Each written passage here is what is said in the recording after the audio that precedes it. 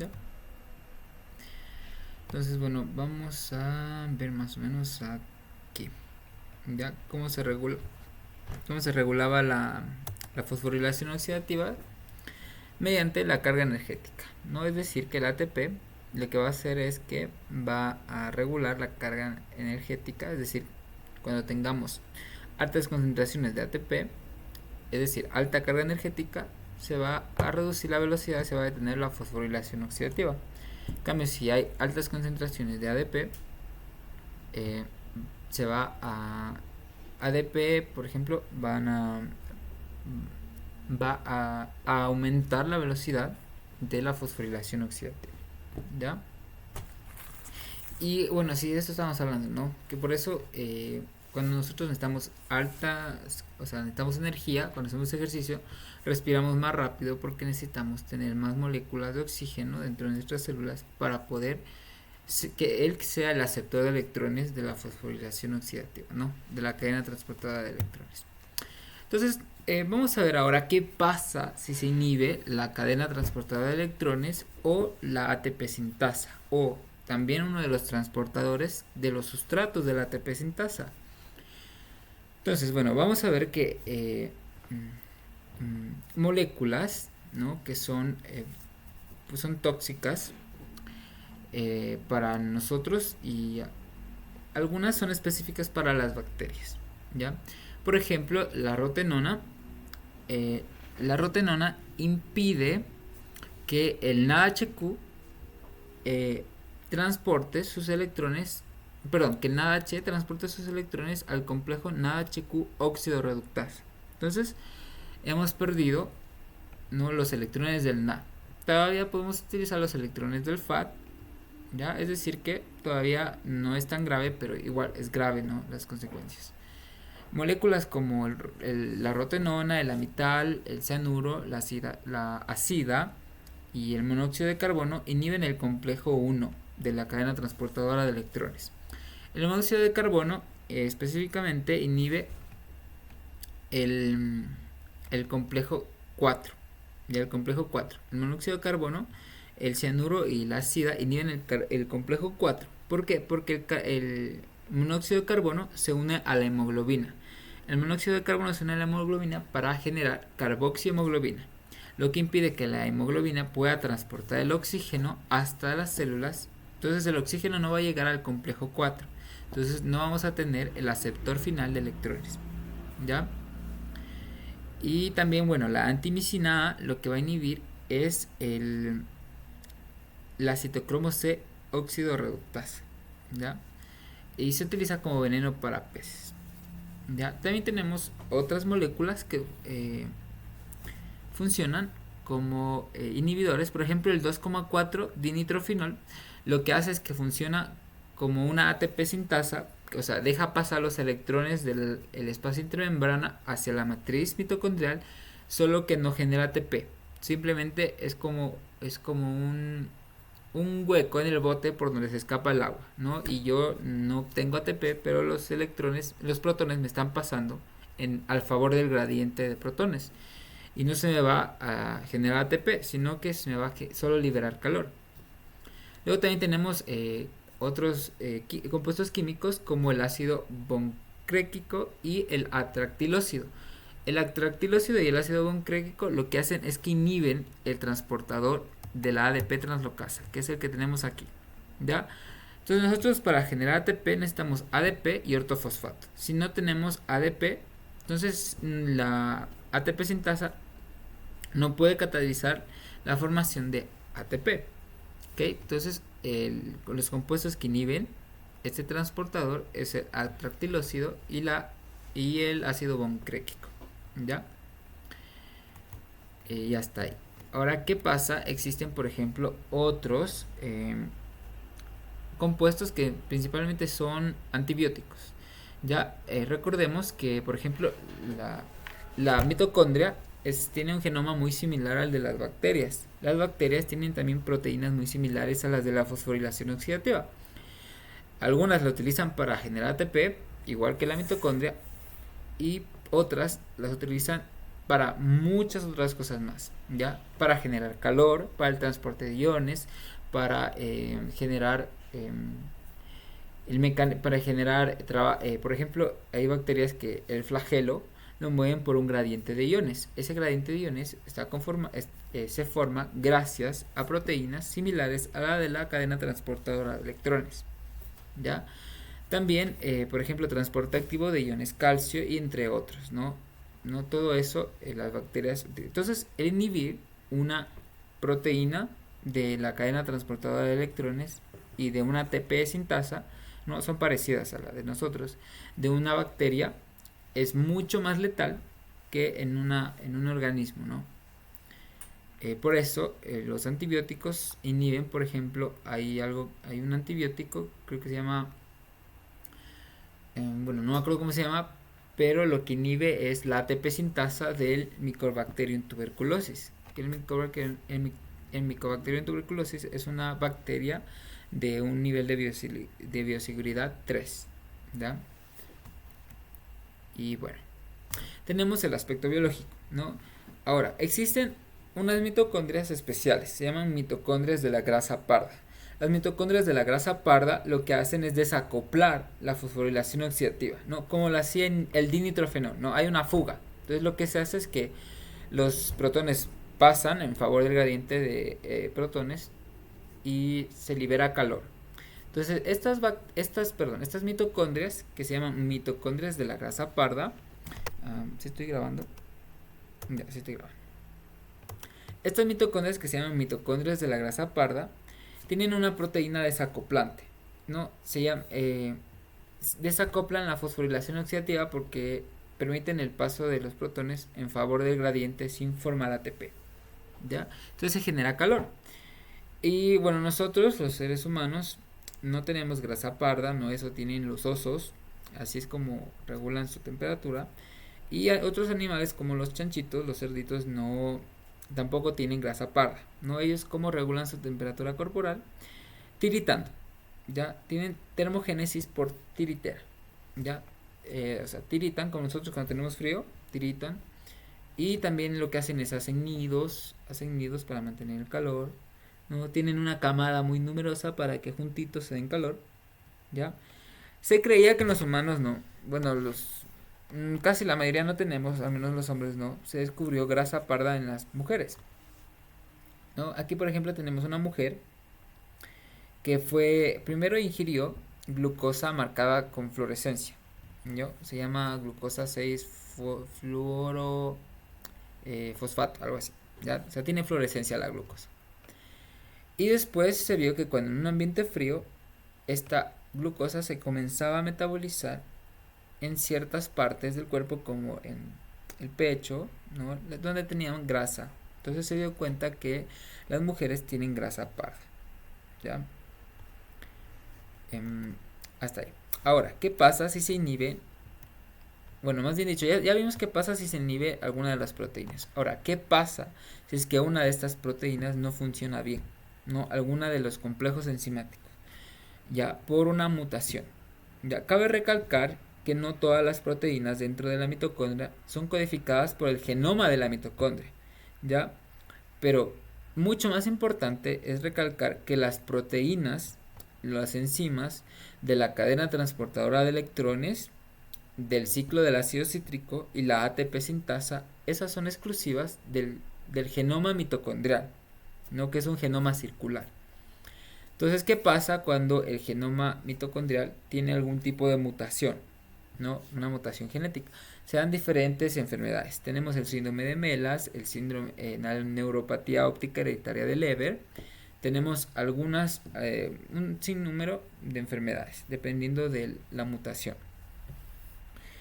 Las que son más viables son las del complejo 1 o del complejo 2, ¿ya? Porque tú puedes vivir, ¿ya?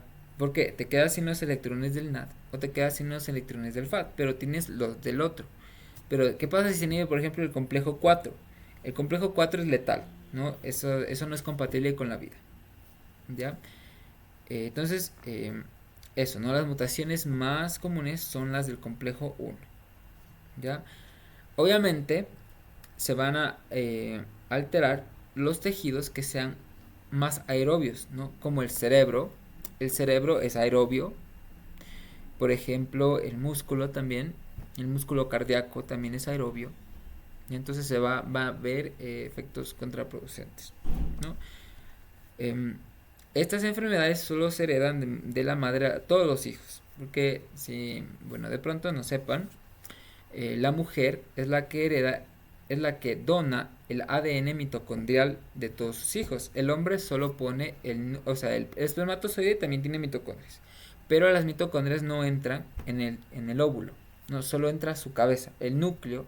Dentro se fusionan los dos núcleos, el de la mujer y el del óvulo y el del espermatozoide, para formar un solo núcleo con un número diploide, ¿no? De 46 cromosomas. Y entonces las mitocondrias, ¿no? Que nosotros heredamos son las del óvulo. Es decir, que esta enfermedad se va a transmitir desde las mujeres a todos sus hijos.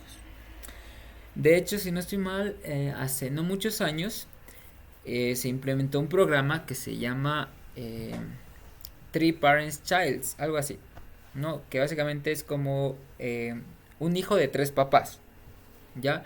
Donde básicamente las mujeres que tienen mutaciones en su DNA mitocondrial piden un donante de un óvulo, pero solo el óvulo con las mitocondrias. Lo que le hacen es que le sacan el núcleo de la mujer que es donante del óvulo y ponen el núcleo del óvulo de la mujer, ¿ya? Y el papá pone su espermatozoide. Y si se dan cuenta, tenemos el óvulo con las mitocondrias, tenemos el núcleo del óvulo de la mamá y el núcleo del espermatozoide del papá, ¿ya? Entonces ese niño tiene tres padres, ¿no? Uno que tiene la mitad haploide y la otra mitad de su mamá y su papá, pero tiene el ADN mitocondrial de la donante, ¿ya?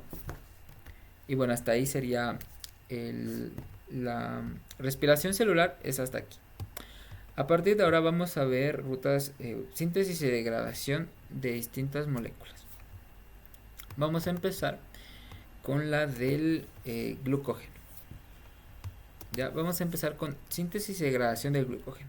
Primero vamos a ver la degradación y después vamos a ver la síntesis. ¿Ya?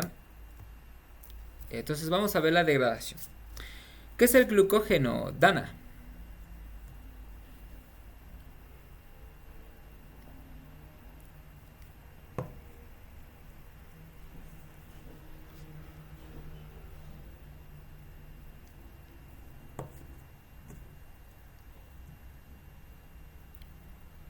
Dana, ¿estás por ahí?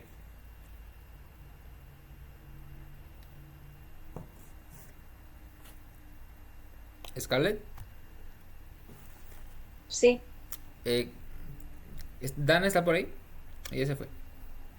parece que ya se fue. Okay. Scarlett, entonces. ¿Qué era el glucógeno? ¿No? Aunque bueno, esa clase no la tuvimos contigo, pero bueno, espero que haya revisado. Lo vimos en carbohidratos. Eh, un derivado de la glucosa. Mm, o sea, sí, sí y no. Ya, o sea, sí, no, bueno, no se podría considerar un derivado, ¿no? Porque no es, más bien es un polisacárido, ya un polímero de glucosa, es decir, muchas glucosas juntas, ¿no? Entonces, más o menos aquí tenemos un esquema. Entonces, todas estas bolitas son glucosas que se unen entre sí y esto forma una gran molécula de glucógeno, ¿ya? Entonces, bueno, más bien es que cuando decimos derivado es como que a partir de glucosa obtenemos otro, por ejemplo, el N-acetil glucosamina, ese es un derivado de la glucosa, ¿no? Pero el glucógeno es más bien un polímero de glucosa, ¿no? Un polisacárido, ¿ya? ¿Cuál es la función de este? ¿Cuál crees que es la función? ¿No? ¿Para qué sirven los carbohidratos en nuestro cuerpo? Para darle energía al cuerpo. Ujú. Exacto. Muy bien. Entonces, el glucógeno es la forma en la que nosotros almacenamos glucosa, que es energía, no es comida. ¿Ya? Entonces, primero vamos a ver de qué se conforma el glucógeno. El glucógeno es un polisacárido de glucosa que está unido mediante enlaces alfa 1,6, perdón, alfa 1,4 es la cadena lineal y las ramificaciones son alfa 1,6. ¿Ya?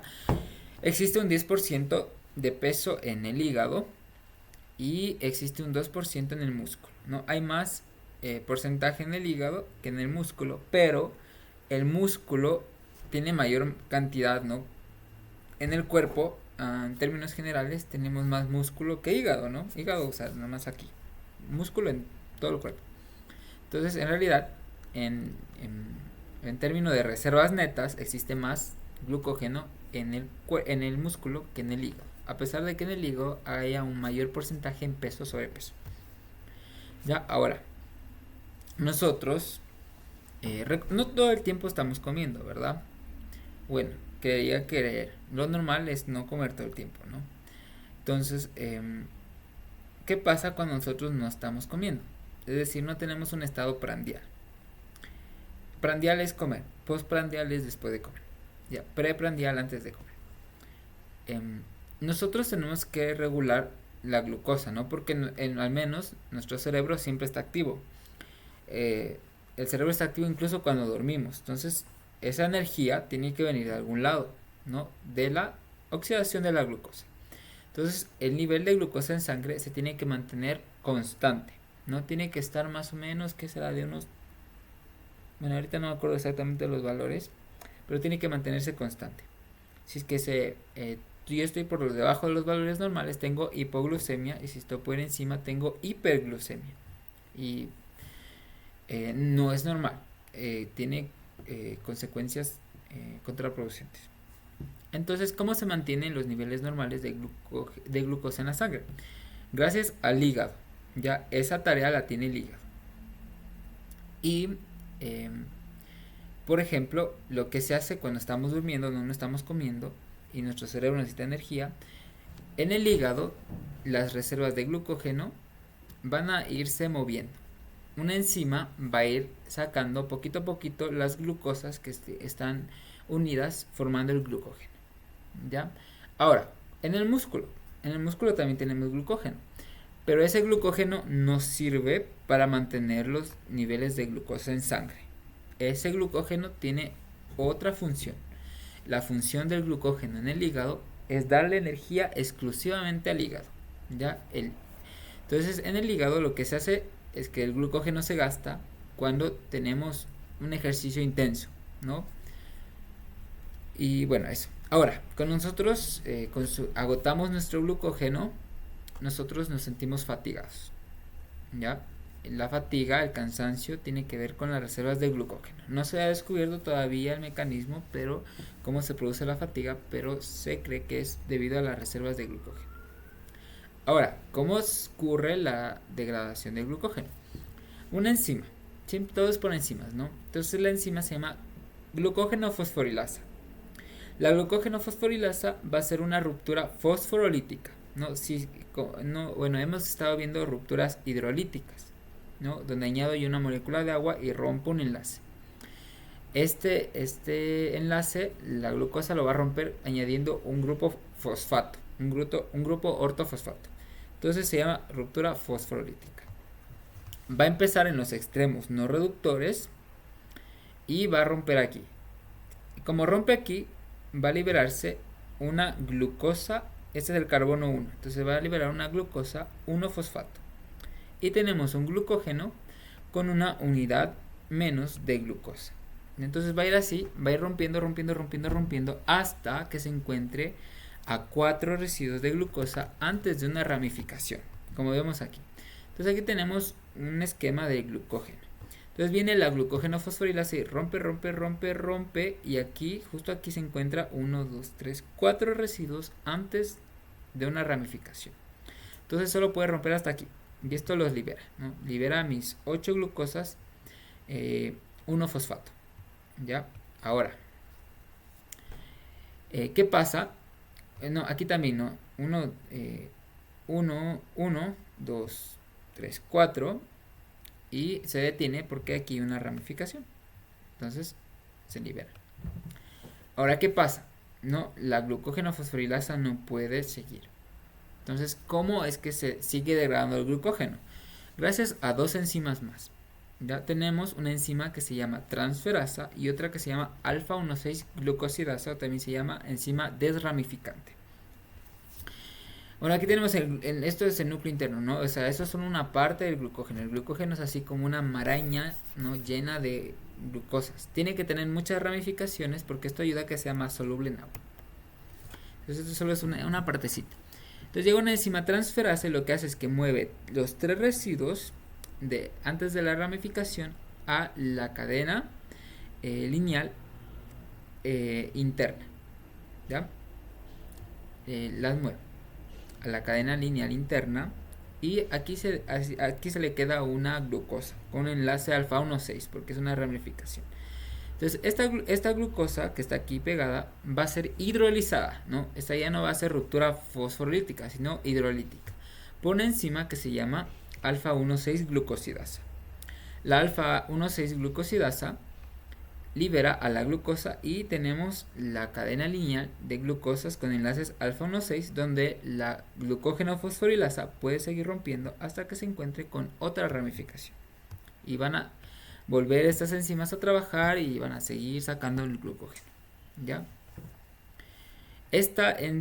Ahora, esta glucosa 1-fosfato se va a ir al ciclo, se va a ir a la glucólisis. Pero en la glucólisis yo no tengo glucosa 1-fosfato, yo tengo glucosa 6-fosfato. Entonces una enzima que se llama fosfoglucomutasa va a transformar la glucosa 1-fosfato en glucosa 6-fosfato mediante este mecanismo. Tiene un residuo de serina unido a un grupo fosfato en su centro activo, entonces va a llegar y va a fosforilar en el carbono 6 formando glucosa 1,6-bisfosfato y el fosforilo del átomo de carbono 1 va a devolver a la enzima el grupo fosforilo que tenía inicialmente. ¿Okay? Entonces se va a liberar la glucosa 6-fosfato y esta sí que ya está lista para entrar en la glucólisis. ¿Esto para quién? Para el músculo, porque el músculo está movilizando las reservas de glucógeno para generar energía. Entonces esas se van directito a la glucólisis. Y ya sabemos, ¿no? Todo lo que pasa más allá de la glucólisis, ¿no? Piruvato, ácido cítrico, cadena transportadora de electrones, fosforilación oxidativa. ¿Okay? Ahora, ¿qué pasa en el hígado? Recordemos que en el hígado no es que se busca generar energía, ¿no? El hígado tiene otras fuentes de energía, que es las grasas. En el hígado lo que se busca es regular la glucosa en la sangre, ¿no? Específicamente trabaja para mantener al cerebro funcionando los glóbulos rojos y los los tejidos nerviosos. Entonces, una enzima que se llama alfa 6, no está aquí, está aquí en esta misma diapositiva, se llama glucosa 6-fosfatasa. Esta glucosa 6-fosfatasa se encontraba en el lumen del retículo endoplasmático del hígado, de las células del hígado, de los hepatocitos. ¿Okay? Este va a catalizar la liberación de la glucosa, va a transformar a la glucosa 6-fosfato en glucosa. ¿Okay? También es una ruptura hidrolítica. Y esta glucosa sí que va a ser transportada por el transportador de glucosa GLUT2 y va a ser liberado hacia la sangre. ¿Ya? Esta enzima solo existe en el hígado, ¿no? Porque en el músculo no se necesita liberar la glucosa así, solita, porque en el músculo el glucógeno sirve como reserva de energía. Ahora, ¿cómo se regula la degradación del glucógeno? Obviamente todo está regulado y la enzima que es principal es la que fosforila, ¿no? La fosforilasa, que es la que degrada más residuos de glucosa que libera. Esta enzima tiene dos estados, tiene el estado A, el estado B y a su vez estos tienen estados T y estado R. Estado B es el estado menos activo y el estado A es el estado más activo, mientras que el estado R a su vez es el estado también menos activo y es R de relajado. No, perdón, ese es el estado más activo. El estado activo es el estado R, es el estado más activo. ¿Ya? Y el estado T, el estado tenso, es un estado donde ahí sí se encuentra totalmente inactiva. Por ejemplo, si tengo fosforilasa B en estado T, esta está inactiva. Si tengo fosforilasa B en estado R, esta está ligeramente activa. Si tengo yo fosforilasa A en estado R, está completamente activa. Y si tengo fosforilasa A en estado T, se encuentra no tan activa. ¿Ya? Se encuentra inactiva. En el hígado, el estado normal de la fosforilasa es de forma A en estado R, ¿ya? Mientras que en el músculo es de forma B en el estado T, ¿ya? Es una enzima monodimérica y se regula por fosforilación. Si vemos acá abajo, yo fosforilo, ¿no?, en estas partes que son donde se fosforila en los dos dímeros, en cada uno de ellos, y se activa, ¿no? Tengo forma B inactiva, forma A activa, fosforilando. Esta fosforilación está catalizada por una enzima. Esta enzima se llama glucógeno fosforilasa quinasa, ¿ya? Y obviamente la que desfosforila es la glucógeno fosforilasa, se llama proteína fosfatasa 1, ¿ya? Recordemos, las quinasas fosforilan, las fosfatasas desfosforilan, ¿ya?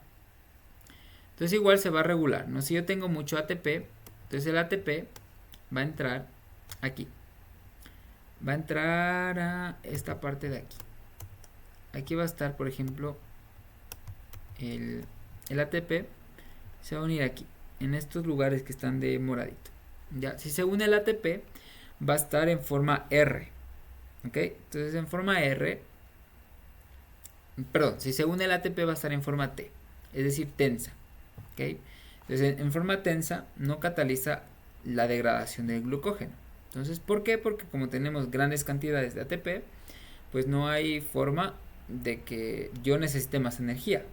En cambio, si tengo grandes cantidades de AMP, el AMP también se va a unir aquí, impidiendo que se una el ATP, haciendo que este cambie de conformación en su estado R, donde está un poco más activo, ¿no? O sea, sigue estando en estado B inactivo, pero en estado R es un poco más activo, ¿ya? Lo mismo pasa con la glucosa, ¿no? En el hígado se regula por glucosa, en el músculo por carga energética, ¿no? También por glucosa, pero principalmente por la carga energética.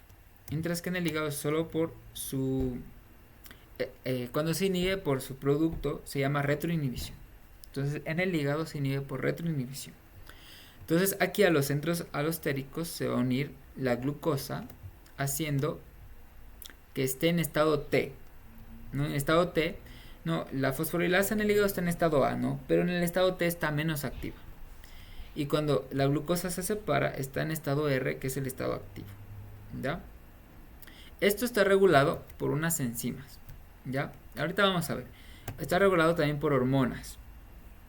Tenemos dos hormonas, el glucagón y tenemos la insulina, ¿ya? La insulina ya hemos venido viendo un poquito, ¿no?, qué es lo que hace, y ahorita vamos a complementar con el glucagón. Ahora, ¿qué enzima se encarga de fosforilar, ¿no? Aquí, ¿qué enzima se encarga de fosforilar a la glucógeno fosforilasa? Como ya lo venimos diciendo, es la glucógeno fosforilasa quinasa, y es esta de aquí. Entonces, aquí está la regulación hormonal.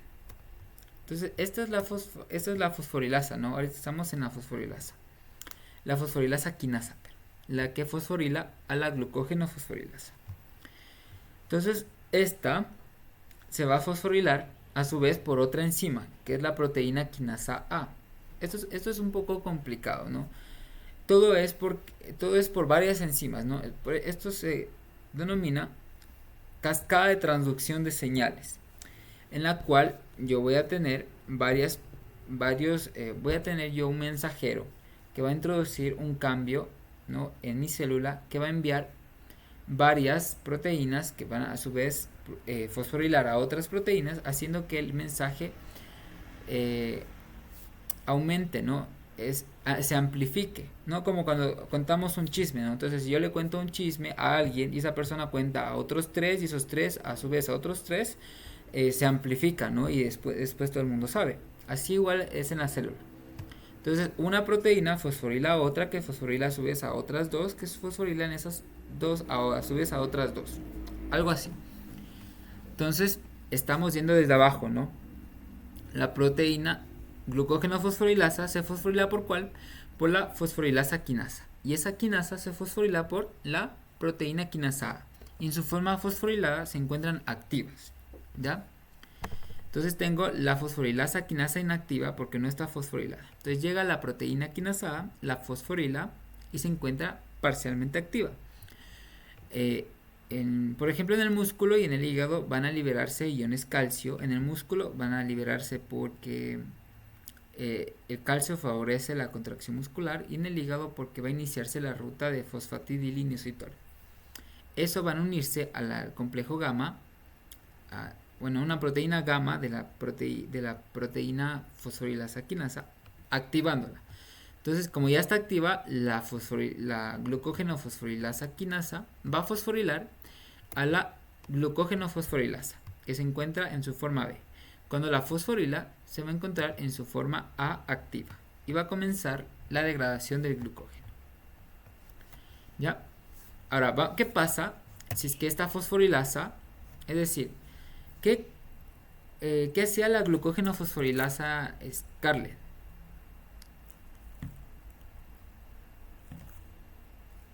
Fosforilaba la siguiente. No, esa es la fosforilasa quinasa, ¿no? Que se fosforila de la proteína quinasa A. A ver, por aquí creo que tengo yo un esquema. Aquí, bueno, voy a explicarlo otra vez porque es complicado de entender. Entonces llega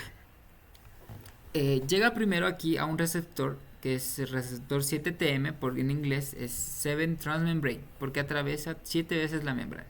¿Ya? Entonces es un receptor 7TM de ¿qué? De glucagón.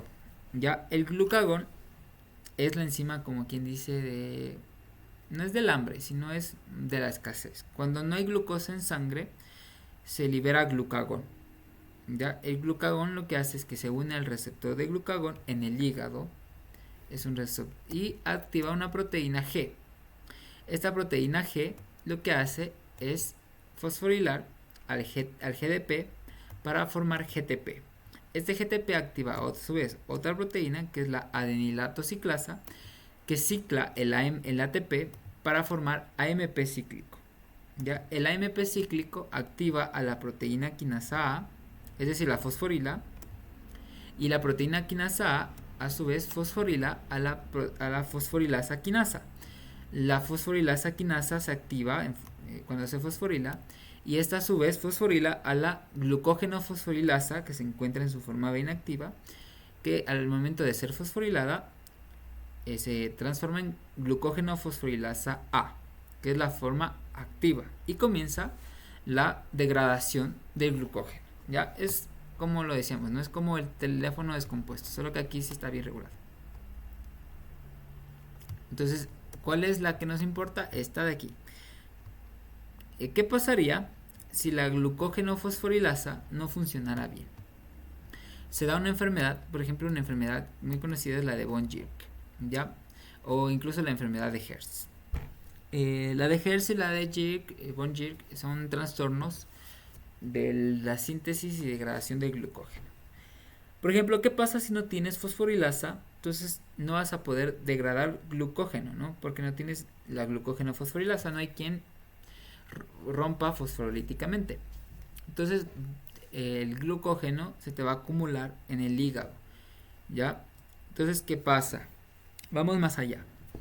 Entonces, cuando estés durmiendo o estés pasando hambre, el nivel de glucosa va a disminuir en la sangre, y como el hígado no puede mover las reservas de glucógeno porque le hace falta la glucógeno fosforilasa, vas a tener hipoglucemia, bajo nivel de glucosa en sangre. ¿Ya? Entonces tu cuerpo, en el momento que recibe que tiene hipoglucemia, cuando come, ¿no?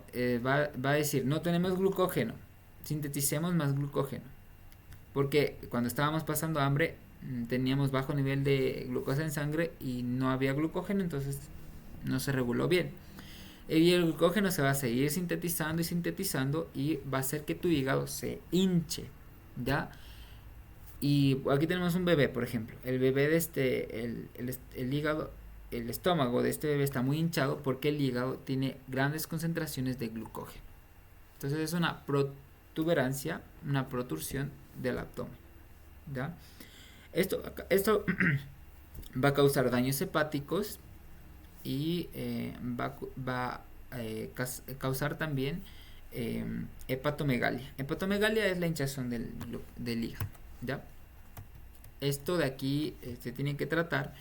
Por lo general lo que se hace es un trasplante de hígado, ¿ya? O lo que se suele hacer también es una dieta baja en ¿qué será?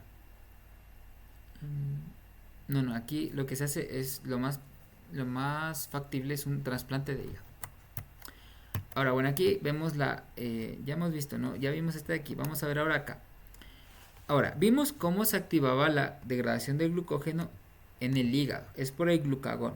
El glucagón no activa la degradación del glucógeno en el músculo. En el músculo tenemos un receptor para la adrenalina, es un receptor beta.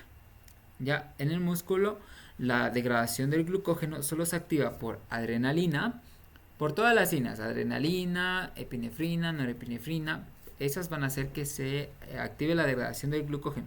¿Y esas cuándo se activan? Cuando producimos adrenalina, cuando estamos haciendo ejercicio, ¿no? Bueno, también cuando nos asustamos y creemos que estamos en peligro y nos preparamos para huir, pero también cuando hacemos ejercicio. Ahora, la adrenalina también activa la degradación del glucógeno en el hígado. Bueno, en el hígado no se une a un receptor beta, sino a un receptor alfa adrenérgico. ¿Y por qué la adrenalina sí activa también en el hígado?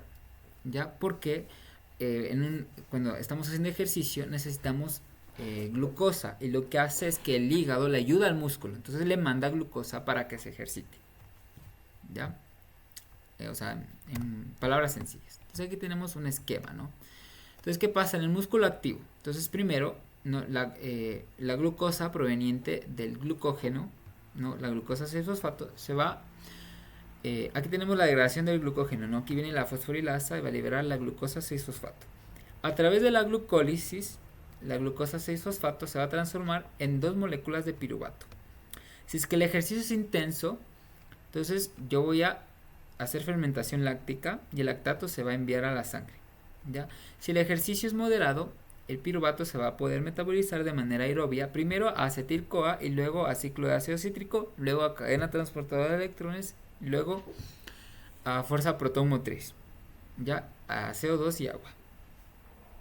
Ahora, este lactato va a ser enviado hacia el hígado y en el hígado va, mediante la gluconeogénesis, va a producir glucosa. Y esa glucosa la vamos a enviar al músculo para que se siga ejercitando, ¿ya? Esto va a activar, esto es activado por la adrenalina, ¿no? Cuando estamos haciendo ejercicio se libera la adrenalina. Y la adrenalina se une a un receptor, lo repito, beta adrenérgico en el hígado, en el músculo, y alfa adrenérgico en el hígado, ¿ya?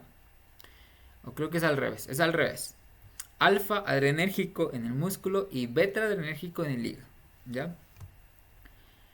¿Y qué va a hacer esta adrenalina? Va a hacer que se muevan las reservas de glucógeno del hígado para formar primero glucosa 6-fosfato y luego glucosa, porque recordemos que la enzima que desfosforila a la glucosa 6-fosfato, que se llama glucosa 6-fosfatidasa, solo está en el hígado. Entonces se libera a la sangre y le seguimos enviando al músculo para que se siga ejercitando, ¿ya? Donde se genera la adrenalina en unos ganglios, ¿no? Que se llama médula suprarrenal, ¿ya? Y bueno, ahí está cómo se regula, ¿ya? Ahora, ¿qué pasa, no? Por ejemplo, yo ya me ejercité, llego de correr y me como un pan, o me como yo que sé un plato de arroz. Mi cuerpo tiene que darse cuenta que yo ahorita estoy comiendo y tiene que empezar a detener la degradación del glucógeno, porque ahora la glucosa en sangre va a venir de la dieta, ¿no? De la degradación del almidón que yo coma y después todo el proceso de la digestión que se absorba por las células intestinales y se vaya a la sangre. Entonces tiene que detener la degradación del glucógeno. Esto mediante un montón de enzimas, ¿no? Entonces vamos a ir acá. Primero aquí ¿no? Tiene que regresarse todo esto. Entonces va a haber una enzima que se va a llamar GTPasa, que al GTP lo transforme en GDP, ¿ya? Empezando desde arriba. ¿Ya? Y esto va a activar la insulina, ¿no? Porque ahorita estamos al revés. La contraparte del glucagón es la insulina. La insulina llega cuando nosotros comemos en estado postprandial y cuando aumentan las reservas, cuando aumentan los niveles de glucosa en sangre. Y entonces va a llegar la insulina, va a activarse la GTPasa, hidroliza el GTP en GDP, inactivando la adenilato ciclasa. También va a producir una proteína que se va a llamar, una proteína, tiene un nombre extraño, se llama fosfodiesterasa. La fosfodiesterasa, ¿qué va a hacer? Va al AMP cíclico, lo va a hidrolizar a AMP, simplemente a AMP. Y el AMP ya no activa la proteína quinasa A. Y igual, otra proteína va a llegar, es una proteína fosfatasa, va a desfosforilar la proteína quinasa A, inhibiendo la actividad de esta. Otra proteína que se llama proteína fosfatasa 1 va a desfosforilar a la fosforilasa quinasa, haciendo que esta esté inactiva, es decir, evitando que active a la fosforilasa A, que degrada el glucógeno. Y esta proteína fosfatasa 1 a su vez también va a desfosforilar a la fosforilasa, a la glucógeno fosforilasa, y inactivando la degradación del glucógeno. Y todo esto sucede pero así, ¿no? Porque es una cascada, ¿no? Y bueno, hasta ahí. Ahora, ¿no? Bueno, ya hemos dicho, ¿no? Se hicieron estudios, por ejemplo, en este deportista que es un ciclista francés que compitió y se le puso un aparato que medía la concentración de glucógeno en el músculo de su pierna, ¿no? Y se dieron cuenta que al final de la carrera él agotó sus reservas de glucógeno musculares y quedó agotado. O sea, mira nomás cómo está el estado de este joven, de este señor. No se puede ni parar. Entonces es cuando los científicos se dieron cuenta que la fatiga es causada por unas bajas reservas de glucógeno, ¿no? Entonces si nos sentimos cansados, ¿no? Pues tomámonos un pan, ¿no? Bueno, no es tan fácil de afirmar cosas así, ¿no? Todo es tan complejo en el organismo, ya, todo es muy complejo, ya, y aquí está, ¿no? Aquí tenemos, aquí es el estudio, ¿no? Se dieron cuenta que cuando hacemos mucho ejercicio se gasta el glucógeno muscular, ¿ya? Y hasta ahí la degradación del glucógeno. ¿Alguna duda hasta aquí, Scarlett? Seguimos ahí, estamos despiertas. Sí. Ya, muy bien. Ahora, ¿qué pasa? No, yo ya me ejercité, ya me agoté, estoy cansado, se acabó mi glucógeno y ahora me dio hambre y me voy a comer una pizza. Como el glucógeno se ha degradado, entonces ahora yo voy a tener que reponer ese glucógeno que yo me gasté, tengo que reponer para cuando yo vuelva a hacer ejercicio tenga yo fuentes de donde yo regular los niveles de glucosa en sangre y de donde yo obtener energía para ejercitarme. Entonces, cuando yo coma, yo voy a sintetizar glucógeno otra vez. Entonces, ahora sí, vamos a ver cómo se sintetiza. No es la inversa, ¿no? Por si acaso. No es que ahora sí yo cojo una glucosa fosfato y le inserto. No es tan fácil. Sino que yo voy a tener un intermediario activado. Ya, esto es como ¿cómo se diría? Es como, no es como un dogma, es como más bien dicho, un postulado. Es un principio de la bioquímica. Entonces la síntesis de, por ejemplo, el glucógeno, bueno, también tenemos de otras moléculas, es decir, el anabolismo, se da gracias a una molécula transportadora activada. En el caso de la glucosa, es la uridina difosfato glucosa, que es esta de aquí. ¿Qué es la uridina difosfato glucosa? ¿No? Es el uracilo unido a una ribosa, esta es la uridina, que está unida a dos grupos fosfato, uridina difosfato, que está unida al carbono 1 de la glucosa, es decir, uridina difosfato glucosa. ¿Okay? ¿Cómo se da la síntesis de glucógeno? Obviamente por una enzima. Esta enzima se llama uridina difosfato glucosa pirofosforilasa. Está un poco, bueno, complejo en el nombre, pero esta de aquí es la reacción, ¿no? Uridina difosfato, glucosa, sí, uridina difosfato, glucosa, pirofosforilasa. Entonces, ¿cómo se sintetiza este intermediario activo? Primero, es una glucosa 1-fosfato, se va a reaccionar con una uridina trifosfato y se va a liberar pirofosfato y se va a producir mi intermediario activo, que es la uridina difosfato glucosa. Este pirofosfato viene de los dos grupos fosforilos de la uridina trifosfato. Ahora, este pirofosfato se va a hidrolizar gracias a otra enzima que se llama pirofosfatasa. Se llama pirofosfatasa inorgánica. Gracias a una molécula de agua va a producir dos pirofosfatos. Entonces, la reacción neta sería una glucosa 1-fosfato más la uridina trifosfato más agua produce uridina difosfato glucosa más dos moléculas de ortofosfato.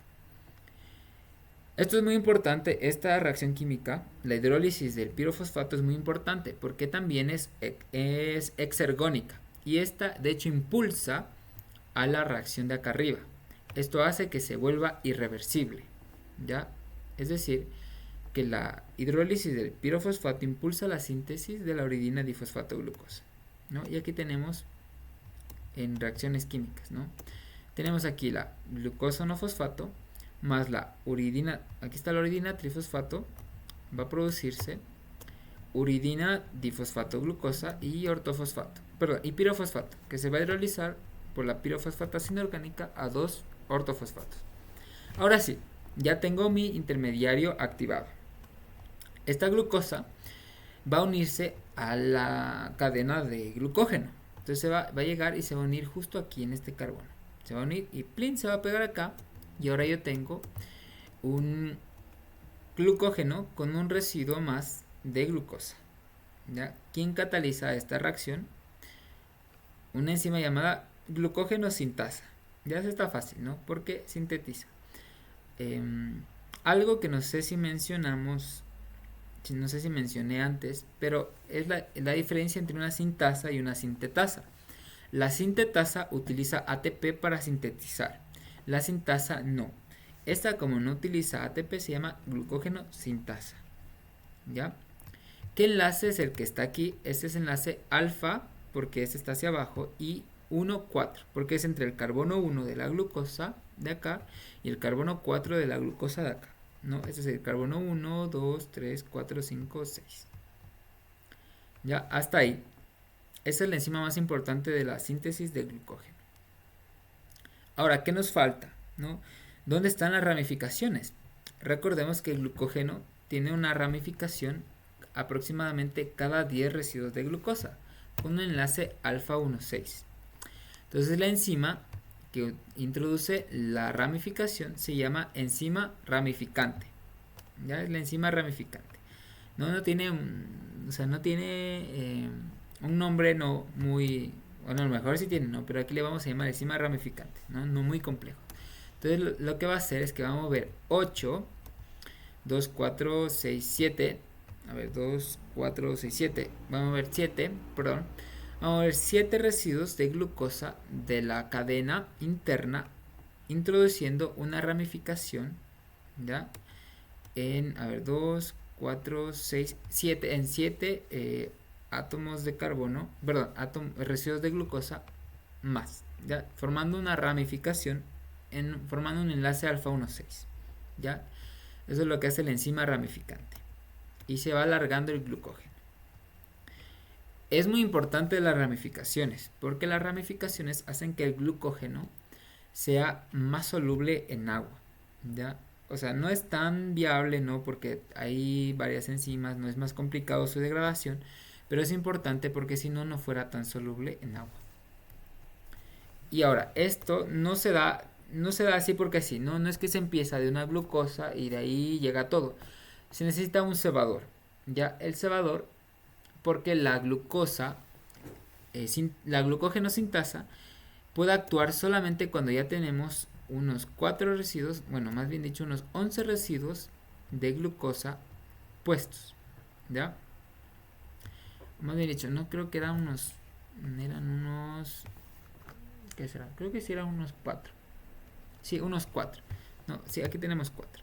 Es decir, que tiene que haber al menos 4 glucosas para que la glucógeno sintasa pueda seguir agregando glucosas. Ahora, ¿quién inicia? Entonces necesita algo, un cebador, ¿no? Alguien que le dé como el hilo de decir empieza a sintetizar glucógeno. Esta se da gracias a una proteína. Esta proteína se llama glucogenina. La glucogenina es como que le da el indicio para que, es como en la replicación del ADN donde necesitamos un primer, ¿no? Aquí también necesitamos un cebador. Este cebador contiene unos residuos de tirosina, ¿no? Donde se va a añadir los residuos de glucosa. Y bueno, hasta ahí, ¿no? Fácil, ¿no? Y ya está. Esto se repite muchas veces y se forma el glucógeno. Ahora, ¿cómo se regula? Entonces esto se regula gracias a modificación covalente, es decir, fosforilación. También va a haber una enzima que fosforile y una enzima que desfosforile a la glucógeno sintasa. A diferencia, eso es muy importante, a diferencia de la glucógeno fosforilasa, que era la que degradaba, que se activaba cuando le fosforilabas, esta enzima, la glucógeno sintasa, cuando le fosforilas se inactiva y cuando se desfosforila es que se activa. ¿Ok? Entonces se activa mediante una fosfatasa porque le tiene que desfosforilar. ¿No? Aquí tenemos.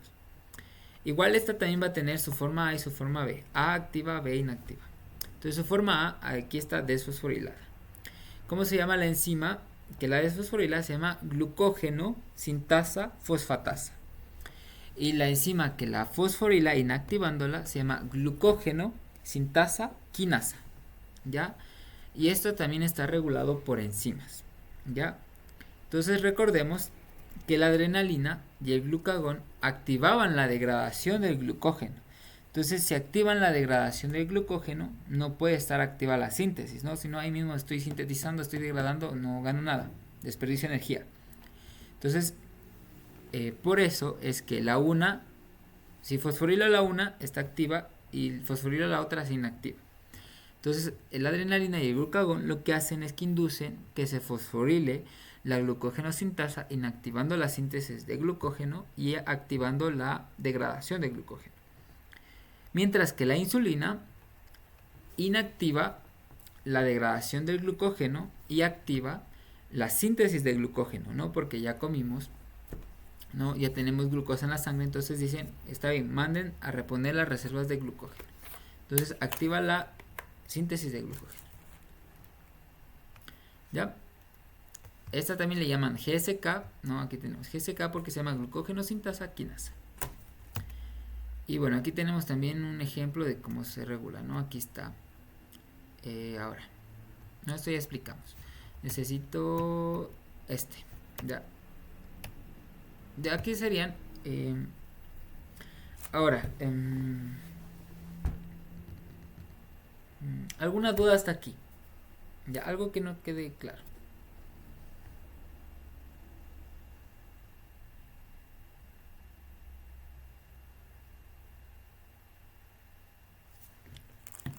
Scarlett. No, nada. Ah, ya, pensé que te fue la luz. Me asusté. Ahora, a pesar de que se regule por modificación covalente la glucógeno sintasa, la principal regulación de esta es por ¿cómo se llama? Regulación alostérica, es decir, por presencia de ATP y ADP. ¿Okay? Es decir, que si creo que es acá, no, aquí mismo, es decir, que se me une el ATP a la glucógeno sintasa, donde tenemos la glucógeno sintasa, bueno, no está aquí, está por acá. No, esa no les he puesto. ¿Dónde está? No les he puesto esa imagen, no sé si estará aquí. Pero bueno, la glucógeno sintasa se va a regular, ¿ya? Se va a activar, bueno, lo que no creo que esa no está en el libro, pero vamos a tener una por aquí, ya, aquí por ejemplo. Aquí veíamos la regulación estérica de la fosforilasa, la que degrada el glucógeno. Cuando se une la glucosa 6-fosfato, que es la que se va a la glucólisis, se inactiva, ¿ya? Se inactiva, ¿por qué? Porque tengo comida, tengo combustible. Y esto hace el efecto contrario en la glucógeno-sintasa. Cuando se une, es muy similar a esta, ¿no? Se une la glucosa 6-fosfato a la glucógeno-sintasa, lo que hace es activarla, ¿ya? La activa. ¿Ya? Y ahora vamos a ver, bueno, aquí tenemos el esquema, ¿no? Ahora, ¿por qué guardar glucosa conlleva un gasto de ATP? ¿Ya? Eh, Si tomamos en cuenta incluso el reponer a la uridina trifosfato, ya tengo yo dos gastos de ATP. ¿Ya? Porque primero yo tengo que fosforilar a la glucosa. La glucosa, se fosforila glucosa 6-fosfato por una enzima que se llama hexoquinasa o la glucoquinasa. ¿Ya? Y esta se isomeriza a glucosa 1-fosfato por la fosfoglucomutasa.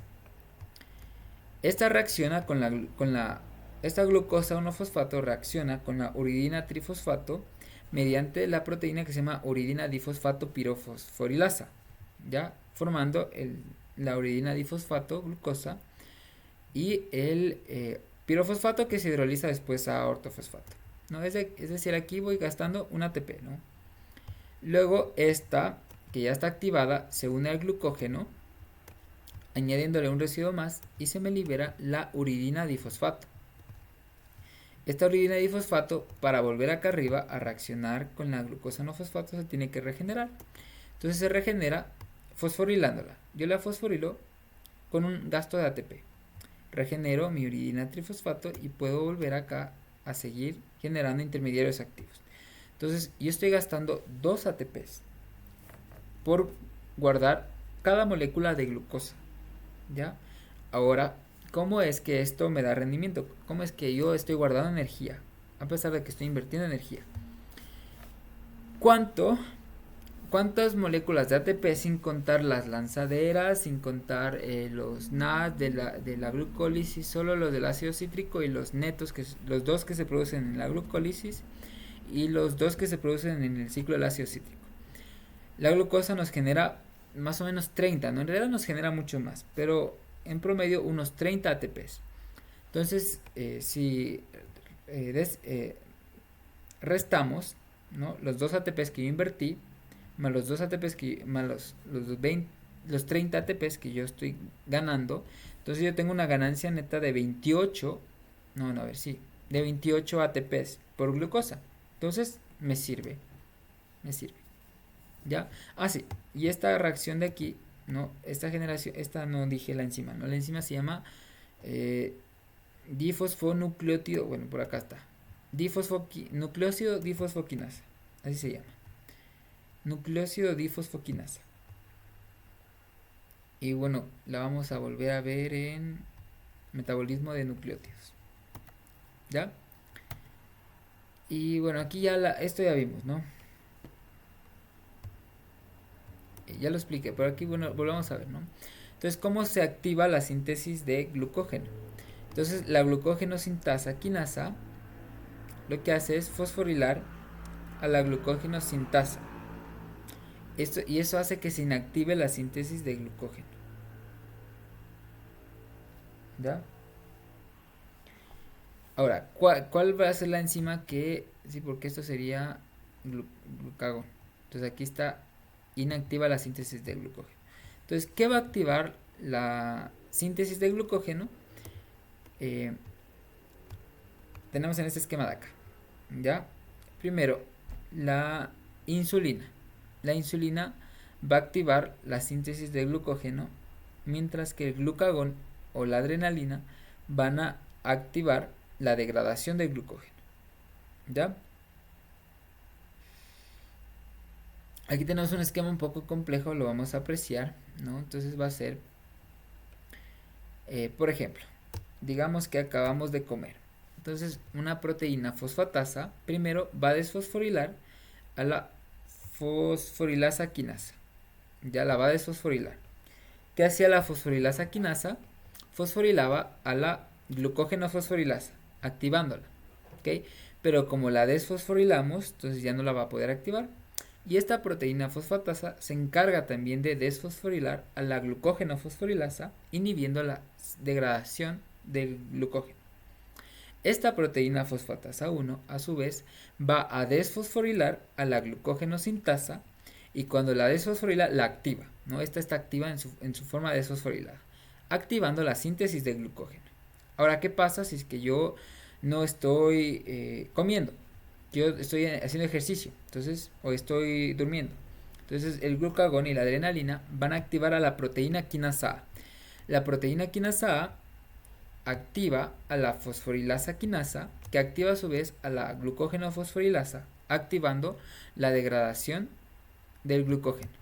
Y esta fosforilasa quinasa a su vez fosforila a la glucógeno sintasa, que lo que hace es inactivarla, es decir, se inhibe la síntesis y se activa la degradación.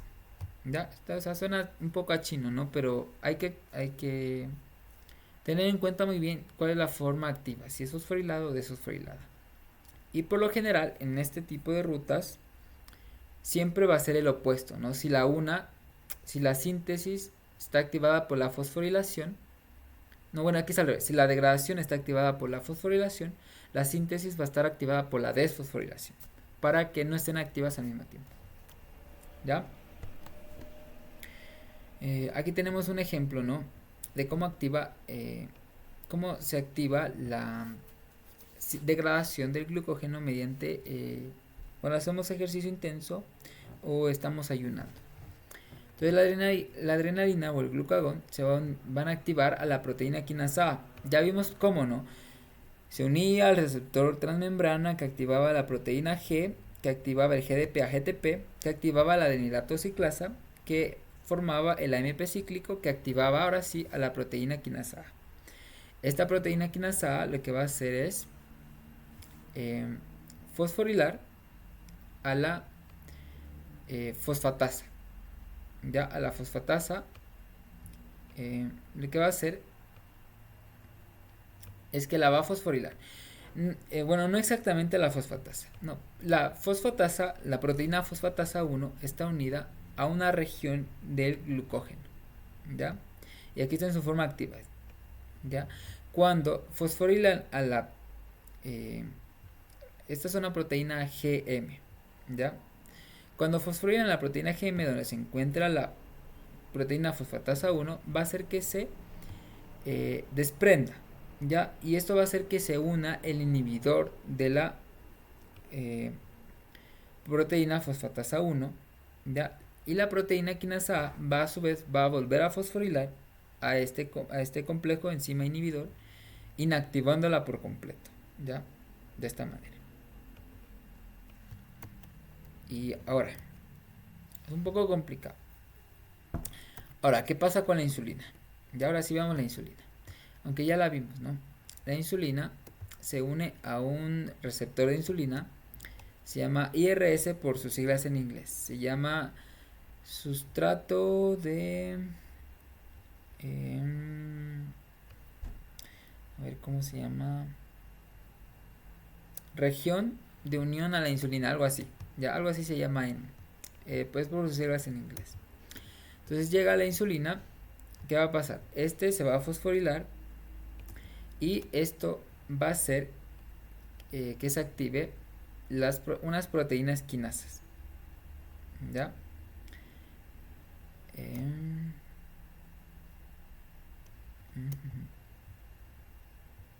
A ver, aquí está medio extraño, porque aquí se está activando la síntesis, la degradación.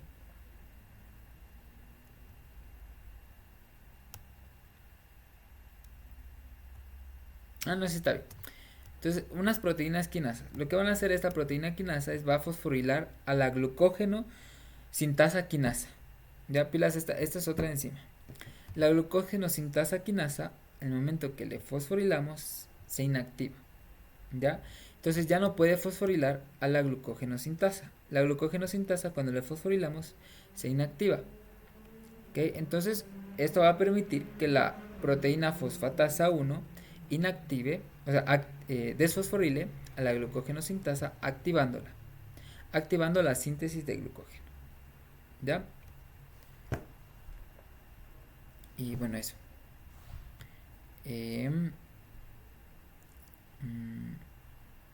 Ahí vemos cómo se regula, ¿no?, el nivel de glucosa en sangre en el hígado. Entonces, por ejemplo, si es que tenemos si añadimos glucosa en la sangre, entonces ¿qué va a pasar? Va a activarse la síntesis. En cambio, si es que disminuimos, va a activarse la degradación del glucógeno. Ya es básicamente lo que nos dice. Y bueno, esta es la glucógeno fosforilasa, que es la que se encarga de degradar el glucógeno, ¿no? Esta también se encuentra a una proteína G, que se encuentra unida al glucógeno. Entonces, ¿qué va a pasar? Cuando hay altos niveles de glucosa, entonces se va a unir a la glucógeno fosforilasa, inhibiéndola alostéricamente, ¿ya? Es decir, va a desactivar la degradación del glucógeno cuando yo tenga altos niveles de glucosa, ¿ya? Esta proteína se puede hidrolizar, ¿no? Hidroliza sus fosforilos. Recordemos que la fosforilasa, cuando se encuentra fosforilada, se encuentra activa. Entonces, cuando se encuentra así, con la glucosa, es más fácil que una otra proteína llegue e hidrolice estos fosforilos, ¿no? Que sería la proteína fosfatasa 1. Entonces se encuentra en su forma menos activa. Aquí sí que ya no tiene nada de actividad enzimática, ¿ya? Y esta proteína fosfatasa 1 lo que va a hacer es que también va a desfosforilar a la glucógeno sintasa, activando esta para sintetizar glucógeno, ¿ya? Y bueno, vamos a ver ahora algunos aspectos clínicos. Entonces, ¿qué pasa, no? Por ejemplo, en la diabetes mellitus. En la diabetes mellitus tenemos dos tipos de diabetes: diabetes tipo 1 y diabetes tipo 2. La diabetes tipo 1 es cuando las células beta del páncreas, que es donde se produce la insulina, fallan. Entonces, si no tienes células beta del páncreas, no hay donde se produzca la insulina. Entonces, lo que hacen es administrarles la insulina artificialmente. Ya por eso se llama diabetes insulino dependiente. En cambio tenemos la diabetes tipo 2. La diabetes tipo 2 se da porque adquirimos resistencia a la insulina cuando los niveles de insulina aumentan en la sangre, ya que es la más común, de hecho. Y ahí se asocia con una dieta alta en alimentos con alto índice glucémico, es decir, que alcen mucho las concentraciones de glucosa en la sangre, ¿ya? Entonces, bueno, ¿qué va a pasar? Por ejemplo, en la diabetes tipo 1, como no se produce insulina, lo que va a haber es una relación entre insulina y glucagón deficiente. Es decir, que va a haber más glucagón que insulina. Entonces, el glucagón que inducía la degradación del glucógeno, ¿ya? Y también el glucagón lo que hace es que detiene la glucólisis, ¿ya? Y aumenta la gluconeogénesis. Entonces, el glucagón lo que dice es que no hay glucosa en sangre, a pesar de que sí haya, pero como no hay insulina, entonces no hay manera que las células se den cuenta que está ahí. Entonces, para el glucógeno no hay glucosa en la sangre. Entonces llega al hígado y dice, por favor, libera glucosa en la sangre mediante todos los mecanismos que ya vimos. Y el hígado pues va a responder, ¿no? Porque es la hormona. Y va a aumentarse aún más la glucosa en la sangre, ¿no? Entonces la glucosa lo que va a hacer es que se va a liberar en la orina, y esto va a tener un gasto de agua. Entonces las personas que tienen diabetes tipo 1 sufren hambre y sufren sed, a pesar de que haya alto contenido de glucosa, se desprecia, ¿ya? Y la persona pasa hambre y pasa sed, a pesar de que coma, ¿ya? Y no solo eso, es que va a aumentarse, porque ¿qué pasa? ¿Qué hace el glucagón? El glucagón reduce los niveles de fructosa 2,6-bisfosfato. ¿Qué hacía la fructosa 2,6-bisfosfato? activaba la fosfofructoquinasa, que es la enzima de la glucólisis. Es decir, que se va a inhibir porque como no va a haber 2,6, o sea, fructosa 2,6-fosfato, porque por el glucagón, se va a inhibir la glucólisis y se va a activar la gluconeogénesis. Es decir que a pesar de que le mandes las reservas de glucógeno del hígado, el hígado va a seguir produciendo más glucosa mediante la gluconeogénesis y va a seguir aumentando la glucosa en la sangre, ¿ya? Y no solo eso, sino que también va a, aunque todavía no vemos, pero va a activarse un proceso que se llama cetogénesis. Cetogénesis es la producción de cuerpos cetónicos, que es lo que come el cerebro cuando pasamos hambre, ¿ya? Al cerebro le gusta mucho la glucosa, pero cuando no hay glucosa, también puede utilizar grasa en forma de cuerpos cetónicos, ¿ya? Hasta ahí alguna pregunta.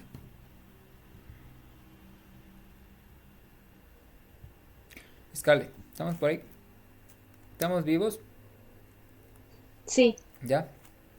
Ya, vamos, si puedes, Escale, ¿ya? Yo sé que a veces es mucha información, ¿no? Pero igual, vámonos de a poco, igual.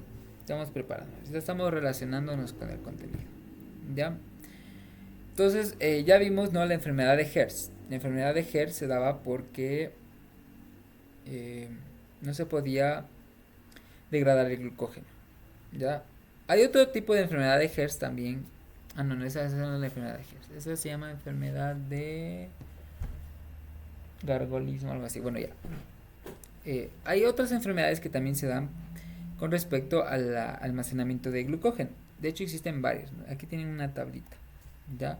Está la enfermedad de Bongier, la enfermedad de Corey, la enfermedad de Andersen y la enfermedad de McCartney, ¿ya? Y cada una tiene su enzima defectuosa, ¿no? Ya vimos la enfermedad de Hertz, bueno, no está aquí, pero en la enfermedad de Hertz, ¿cuál es la que estaba mala? La fosforilasa. En la enfermedad de Bongier, ¿cuál es la que está mala? La glucosa 6-fosfatasa. ¿Qué hacía la glucosa 6-fosfatasa?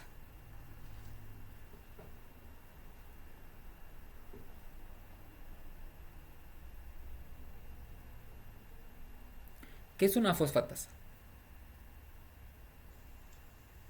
es la que estaba en el hígado. Ya, exacto, solo está en el hígado, bueno, y en menor parte también está en el riñón, porque en el riñón también se hace gluconeogénesis.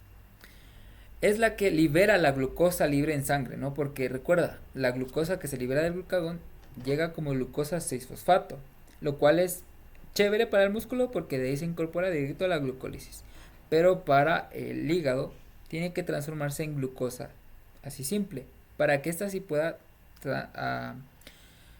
ser transportada por la membrana y liberarse a la sangre, ¿ya? Entonces, ¿qué pasa si no hay la glucosa 6-fosfatasa? A pesar de que se degrade el glucógeno en el hígado, no se va a poder liberar en la sangre. Entonces, eso también igual, no que la otra, va a producir hepatomegalia, es decir, va a hincharse el hígado y eso va a producir también hipoglucemia porque la glucosa no se va a poder liberar en la sangre, ¿ya? Y bueno, todas las... eh, eh, como no hay glucosa en la sangre, entonces, ¿qué va a hacer? Eh, mm, la glucosa 6-fosfato dentro del hígado va a producir un aumento de la glucólisis, ¿ya? Y esto va a producir un aumento de lactato y piruvato en la sangre, ¿ya? Porque el lactato que se metabolice sí va a poder ser liberado en la sangre y eso va a producir, se llama acidosis láctica, ¿ya? Bueno, aquí tenemos igual ahí algunos ejemplos, por ejemplo la de la enfermedad de McCartney tipo 5 afecta en cambio al hígado, ¿ya? A la fosforilasa del hígado. Es decir, no se puede utilizar el glucógeno como combustible, ¿ya? Pero el músculo, dije hígado creo, no, músculo, quise decir músculo, la fosforilasa del músculo. Entonces, el músculo no solamente puede utilizar glucosa, también puede utilizar acetilcoenzima de los ácidos grasos. Entonces, las personas que tienen esta enfermedad no pueden hacer ejercicio intenso, solo pueden hacer ejercicio así moderado y con un calentamiento antes del ejercicio.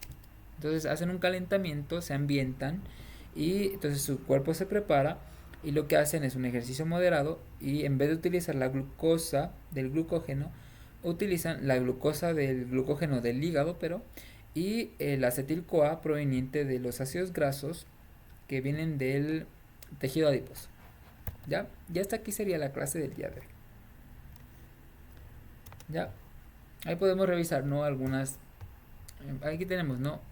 Algunas, cómo se dieron cuenta de que la ambientación era buena.